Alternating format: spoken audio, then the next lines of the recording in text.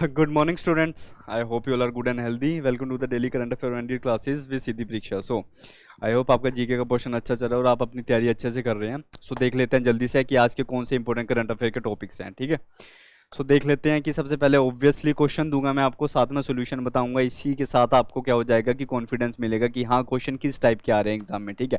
उसके बाद देखेंगे हम कुछ इनिशिएटिव्स के बारे में. अभी हमें हाल ही में क्या किया था, यूनेस्को के बारे में पढ़ा था कि यूनेस्को ने एक state of ocean report publish करी थी. ऐसे ही अब यूनेस्को दोबारा से न्यूज़ में आया और यूनेस्को ने क्या कर दिया कि बेसिकली यूनेस्को ने कुछ इनिशिएटिव लिए हैं. इनिशिएटिव किस लाइन पे लिए हैं? स्कूलिंग, ग्रीन स्कूलिंग के रिस्पेक्ट में इनिशिएटिव लिए हैं. अब वो इनिशिएटिव क्या है उनको ध्यान से हम पढ़ेंगे. ठीक है.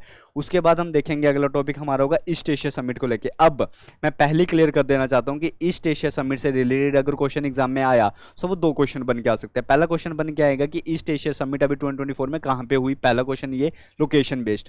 दूसरा क्वेश्चन आ सकता है country member based. Country member based में आपसे ज्यादातर ये पूछा जा सकता है कि इंडिया इसका मेंबर है या नहीं है. तो ऑब्वियसली इंडिया इसका मेंबर है, बट आपसे और भी 4-5 ऑप्शन देके पूछा जा सकता है. तो हम डिटेल में करेंगे कौन सी कंट्री के इसके मेंबर्स हैं, ऑब्जेक्टिव इसके एम से ये नहीं पूछा जाता एग्जाम में. ठीक है. अब उसके बाद हम देखेंगे बेसिकली एक स्टिकी इन्फ्लेशन के बारे में. अब स्टिकी इन्फ्लेशन क्या हो गया कि इकोनॉमी के रिस्पेक्ट से देखो तो ये इकोनॉमी का टॉपिक है. हालांकि ये टर्म थोड़ी सी आपको नहीं दिखेगी, ये इकोनॉमी का टॉपिक है.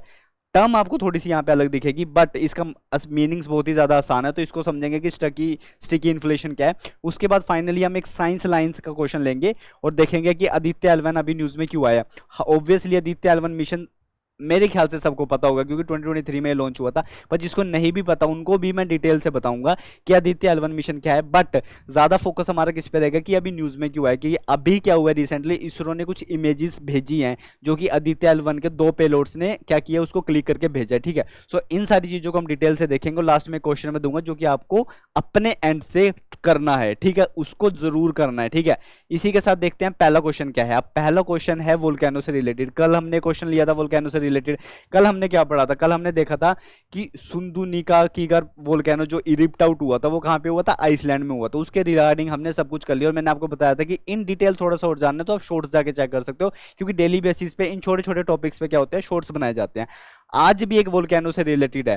ठीक है. तो 4 कंट्रीज आपको दी हैं. आपको बताना कि जो ये माउंट कैनियल कैन सॉरी इसकी प्रोनाउंसिएशन थोड़ी सी ऐसी है. सो माउंट कैनियोल ये जो माउंटेन है जो कि अभी वोल्केनो इरिप्ट हुआ, आपको बताने की कौन सी कंट्री में है. सो 4 ऑप्शन आपके सामने, आपको कंट्री का नाम बताना है. 10 सेकंड आपके पास है. इतना मैं पेन सेलेक्ट कर लेता हूं.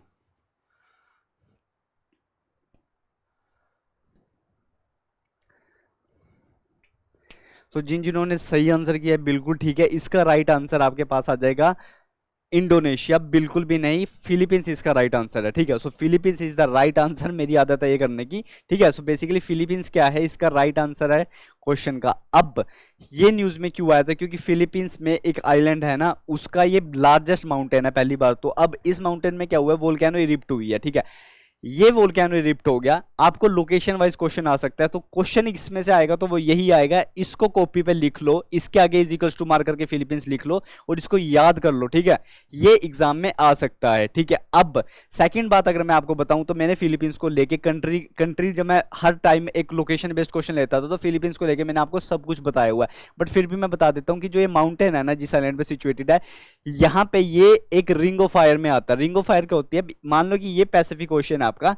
पैसिफिक ओशन में ऐसे करके ना एक रिंग ऑफ फायर बनी हुई है. रिंग ऑफ फायर का मतलब होता है कि ये जो पूरी लाइन है ना, इस पूरी लाइन पे जो भी लैंड मास आता है वहां पे वोल्केनिक एक्टिविटीज होती हैं ड्यू टू प्लेट टेक्टोनिक्स. अब ये जो रिंग ऑफ फायर है ना, ऐसे करके रिंग ऑफ फायर होता है. यहाँ पे इंडोनेशिया हो गया, यहाँ पे फिलीपींस हो गया. तो ये जो नेग्रोस आइलैंड है ये यहाँ पे सिचुएटेड है और यहाँ पे ये किसके अंदर आ रहा है? ये रिंग ऑफ फायर के अंदर आ रहा है. सो रिंग ऑफ फायर क्या है? पैसिफिक ओशन में एक चेन है, वो वोल्केनिक चेन से मानी जाती है. उसको क्या बोलते हैं? उसको हम वोल्केनिक चेन बोलते हैं. सो ये एक वोल्केनिक चेन का क्या है? पार्ट है. ठीक है. सो इसको याद रखना. हालांकि मैंने रिंग ऑफ फायर के बारे में डिटेल में सब कुछ बताया हुआ है आपको.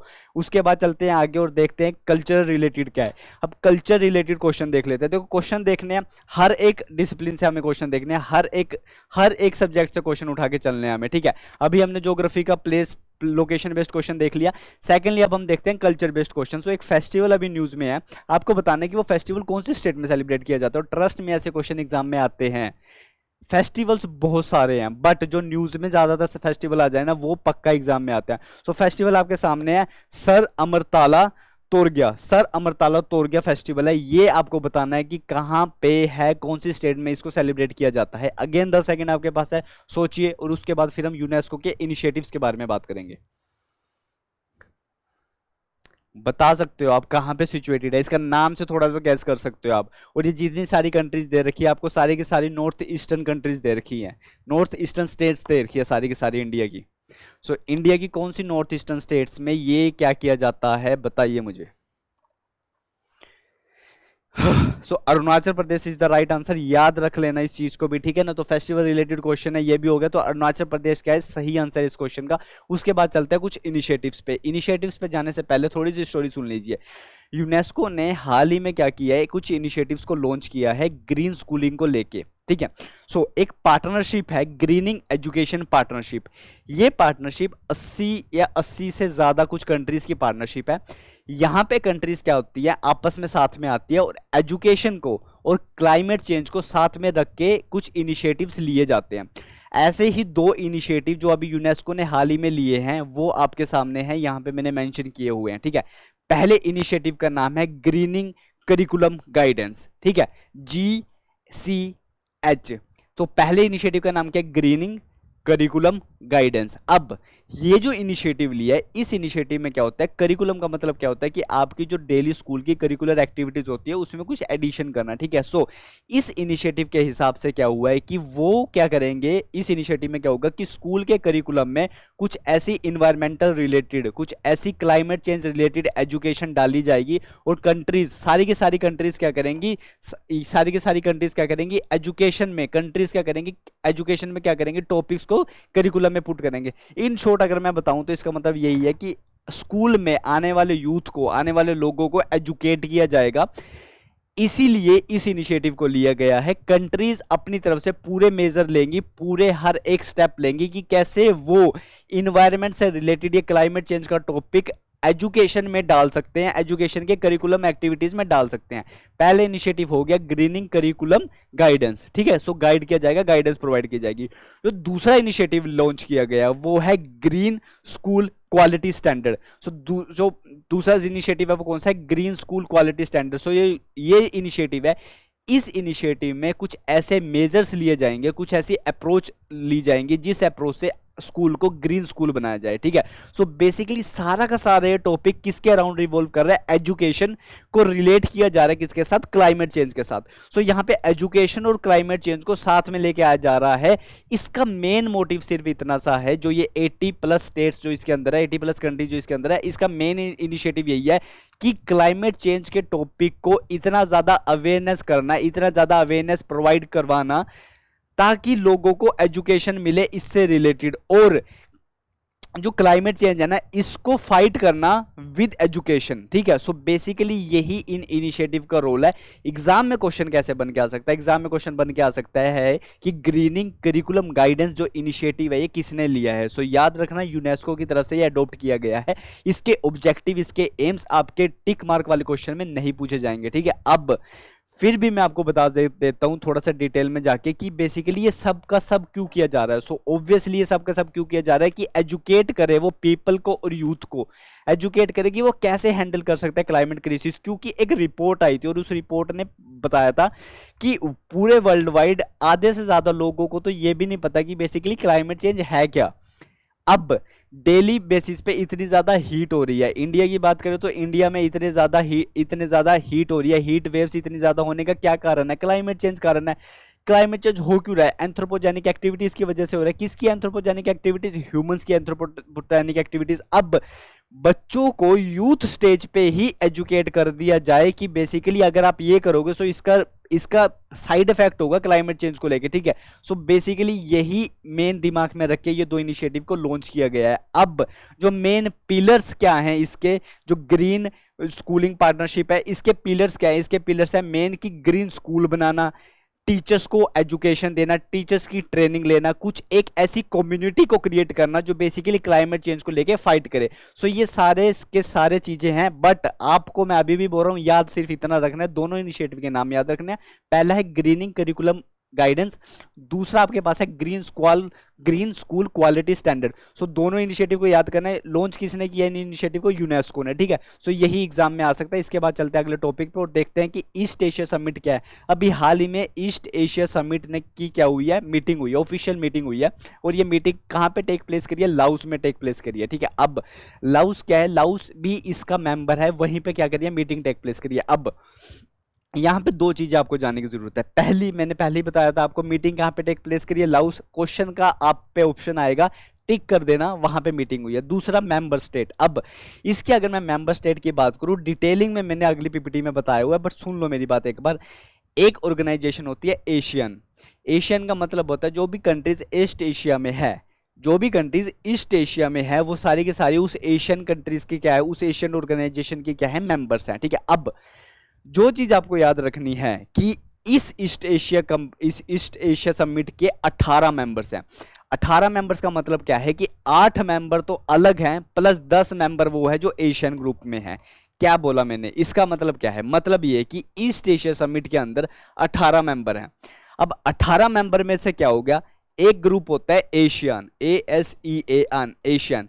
इस एशियन के अंदर क्या होते हैं? 10 मेंबर्स होते हैं एशियन कंट्रीज के। अब इसके लिए मैं आपको कोई न्यूमोनिक्स नहीं बताऊंगा, क्योंकि मैं आपको बोलता हूं कि मैप को चेक करती रहा करो। अब एशियन कंट्रीज के वही मेंबर होंगे जो ईस्ट एशिया में प्रेजेंट होंगे, ठीक है। आप इंडिया से उधर चलने की कोशिश करो, थोड़ा सा ईस्ट में चलने की कोशिश करो, ठीक है। अब बर्मा, जिसको म्यांमार बोलते हैं, वहीं से जितने भी कंट्रीज आपस में बॉर्डर शेयर कर रही है, वो सारी की सारी क्या है? इसकी मेंबर्स है। बर्मा, जिसको म्यांमार ले लो, थाईलैंड ले लो, वियतनाम ले लो, कैम्बोडिया ले लो, ब्रूंडी ले लो, बर्मा ले लो, यहां से वियतनाम ले लो, इंडोनेशिया ले लो, सिंगापुर ले लो, ये सारी की सारी कंट्रीज क्या है? एशियन के मेंबर है। और ये 10 ऐसी कंट्रीज हैं, इसके नाम आपको याद होने चाहिए। अब जो 8 अलग कंट्रीज हैं जो इसके मेंबर्स हैं, वो आपको याद करने की जरूरत है, ठीक है। So basically east Asia summit कैसे बनी है? ईस्ट एशिया समिट बनी है एक एशियन ग्रुप को लेके जिसके 10 मेंबर्स हैं, प्लस 8 अलग कंट्रीज। अब इंडिया एशियन का मेंबर नहीं है, ये याद रखना। जो 8 अलग अलग कंट्रीज है वो मेजर कंट्रीज है, जिसके नाम आपको याद होंगे, क्योंकि वो कंट्रीज क्या है?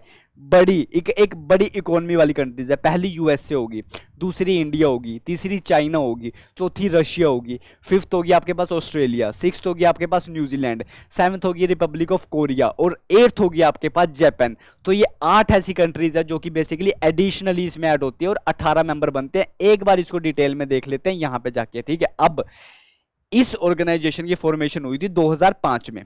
कहां पे हुई थी? 2005 में। कहां पे हुई थी फॉर्मेशन? इसकी फॉर्मेशन हुई थी इसकी मलेशिया के अंदर। मलेशिया किसका मेंबर है? मलेशिया एशियान का मेंबर है।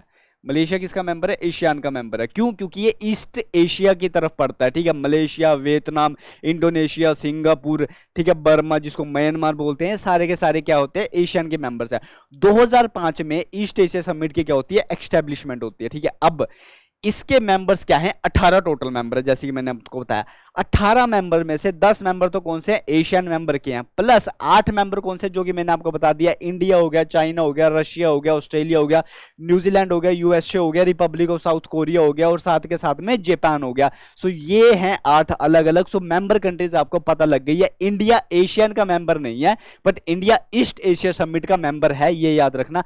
इसके बाहर क्वेश्चन आपके लिए नहीं आएगा, बट यहां पे मैंने मेन फोकस लिए लिख दिया। अगर आपको कहीं ऐसे में यूज करना है इस टर्म्स को, या फिर आपको मेंस लिखना है, वहां पे यूज करना है, तो आप लिख सकते हो कि इसके मेन ऑब्जेक्टिव कहां है, मेन फोकस किस एरियाज पे है।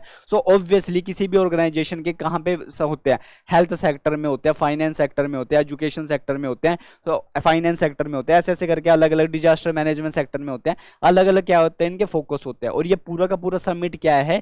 एक लीडर बेस्ड समिट है। कौन सा बेस्ड समिट है? लीडर लीड फोरम है, ठीक है, जो कि बेसिकली आपस में कोऑपरेट करते हैं, आपस में पॉलिटिकल एक्सचेंजेस करते हैं, ऐसे ऐसे करके ये है। तो ये सारी की सारी चीजें हैं, और 2 चीजें आपको याद रखनी है इसके अंदर, मैं दोबारा बोल दिया आपको, ठीक है।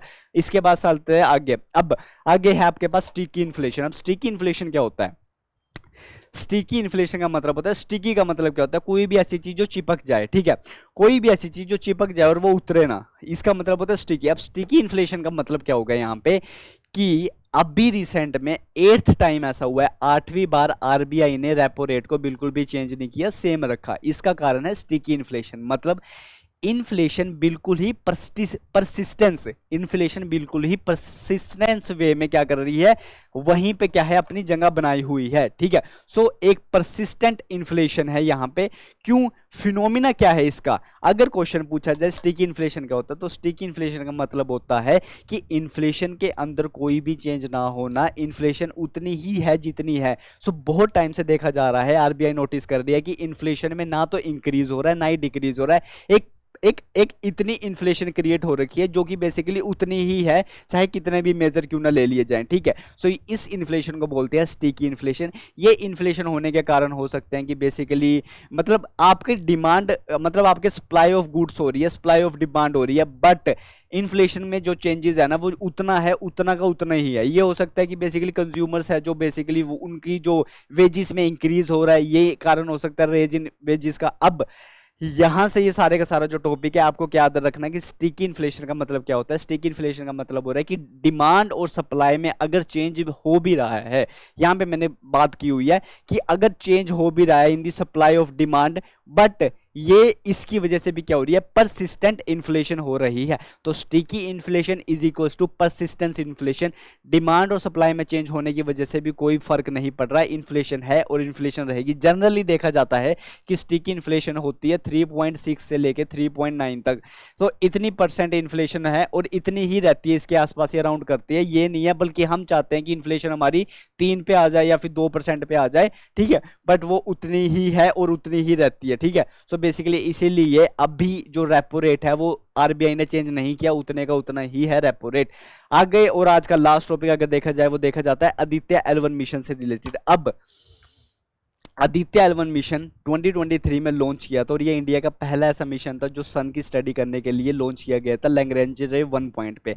अब लैग्रेंज रे 1 पॉइंट क्या होता है वो भी मैं आपको बताऊंगा, बट उससे पहले देख लेते हैं कि टॉपिक अभी न्यूज में आया क्यों, क्योंकि 2023 में तो लॉन्च हो चुका था। अब 2023 में जब इस आदित्य L1 मिशन को लॉन्च किया था, इस आदित्य L1 मिशन में टोटल 7 पेलोड्स थे, ठीक है, जो इसके साथ पेलोड बोल सकते हो आप, इक्विपमेंट्स बोल सकते हो, तो 7 पेलोड थे।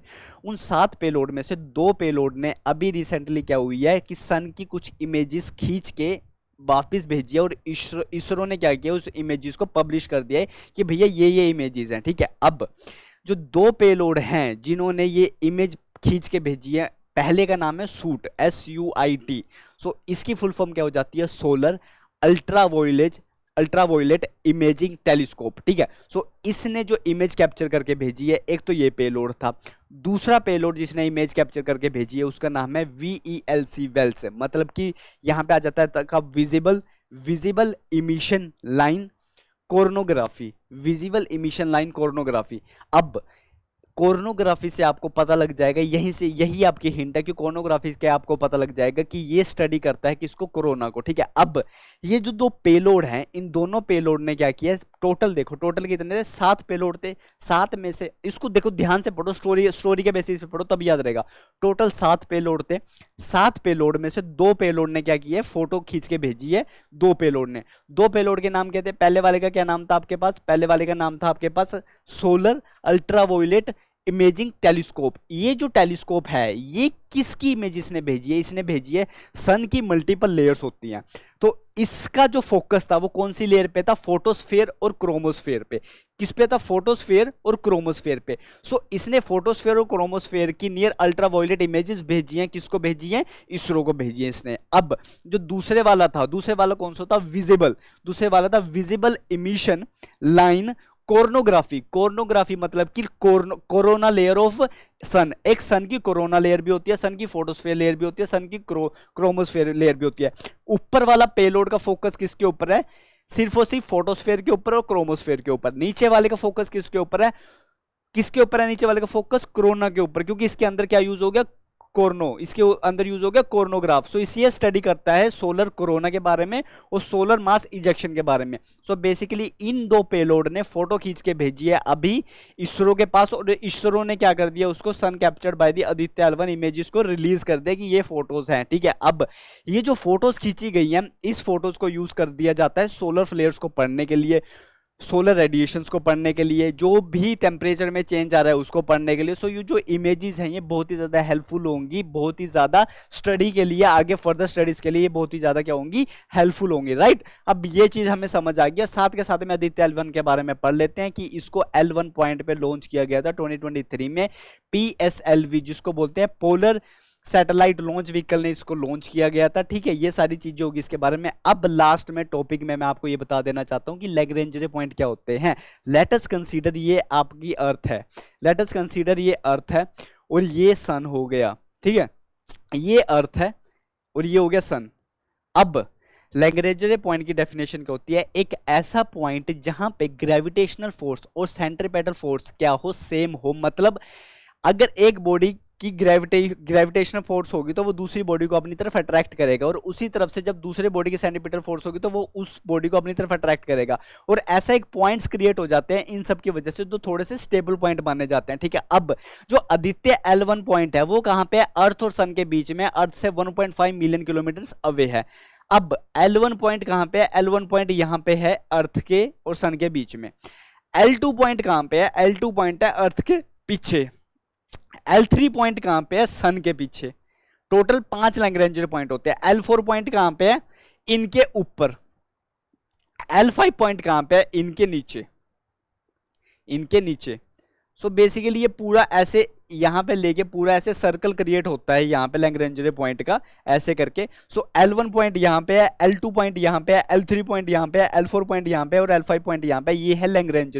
और जो ये आदित्य L1 मिशन है ये कहां पे लॉन्च हुआ है, एक सैटेलाइट है वो यहां पे लॉन्च हो रखी है, जो यहां से क्या करती है, सन की फोटोज को कैप्चर करती है और इसरो को क्या करती है, रिवर्ट बैक करती है, जो कि अभी 2 पेलोड्स ने उस फोटो को खींच के भेजा है वापस, ठीक है। अब यहां पे क्या है, आदित्य L1 मिशन है और टोटल L5 होते हैं पूरे लैग्रेंज पॉइंट। यहां पे एक चीज और याद रखना, बस फिर करते हैं क्लास को खत्म, कि 3 अनस्टेबल लैग्रेंज पॉइंट और 2 स्टेबल लैग्रेंज पॉइंट है। सो स्टेबल लैग्रेंज पॉइंट कौन से है, L4 और L5 कौन से हैं, स्टेबल पॉइंट हैं, बल्कि L1 L2 L3 थोड़े से अनस्टेबल पॉइंट्स है, ठीक है। इसी के साथ जो आज का लास्ट क्वेश्चन आपके लिए है वो ये है कि अभी रिसेंटली न्यूज में थी कि रामसर लिस्ट में ऐड कर लिया गया है एक बर्ड सेंचुरी को। कौन सी बर्ड सेंचुरी को ऐड कर लिया गया है, नगी। सो नगी बर्ड सेंचुरी को अभी रिसेंटली क्या कर लिया, रामसर लिस्ट में ऐड कर लिया गया। आपको बताना है कि ये कौन सी स्टेट से बिलोंग करती है, बिहार, हरियाणा, उत्तराखंड या फिर उड़ीसा। एक हिंट मैं आपको दे देता हूं कि बर्ड सेंचुरी एक नहीं बल्कि 2 बर्ड सेंचुरी ऐड हुई थी, मैंने क्लास में भी बताया था आपको। अब नगी बर्ड सेंचुरी ही नहीं, नगी बर्ड सेंचुरी के साथ क्या हुई थी, नाकी, नगी और नखी, ये 2 बर्ड सेंचुरीज क्या हुई थी, ऐड हुई थी एक ही स्टेट की। सो एक स्टेट की 2 bird sanctuary recently Ramsar list में ऐड हुई थी। टोटल रामसर लिस्ट में देखा जाए सो 81 के आसपास क्या है, टोटल देखा जाए तो 81 के आसपास इसकी साइट्स है। सबसे ज्यादा रामसर साइट्स कहां पे है, तमिलनाडु में। मैं पहले भी आपको बता चुका हूं। सो तमिलनाडु की सबसे ज्यादा क्या है, सबसे ज्यादा ऐसी वेटलैंड्स है जो कि किस में ऐड हुई हुई है, रामसर लिस्ट में ऐड हुई हुई है, ठीक है। सो इसका आंसर आपको देना है कि ये बर्ड सेंचुरी कहां पे सिचुएटेड है, ठीक है। कल मैं इसका आंसर रिवील करूंगा और इसी के साथ कल मिलते हैं कुछ और इंपॉर्टेंट टॉपिक्स के साथ। सो तब तक bye bye, take care, stay safe, stay healthy. कल दोबारा मिलते हैं।